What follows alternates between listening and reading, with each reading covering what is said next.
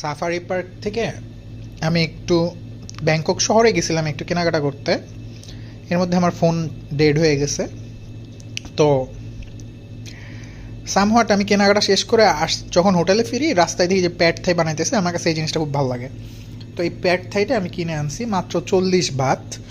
আমি অর্ধেক খাইছি, আমার পেট ভরে গেছে, আরও অর্ধেকটা রয়ে গেছে। মানে এক প্যাড থাই দিয়ে মনে করেন 2-3 জন খাওয়া যাবে। আমি এমনি অনেক বেশি খাই, তারপর আমি শেষ করতে পারতেছি না।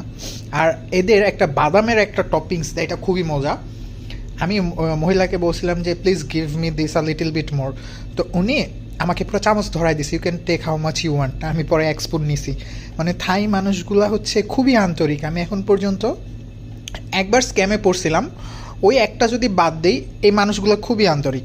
কালকে দুপুরে আমার ফ্লাইট, সকালে দেখি আমি আবার যাবো ওনার কাছে এই প্যাড থাইটা খাওয়ার জন্য। প্যাড থাইটা খুবই মজা।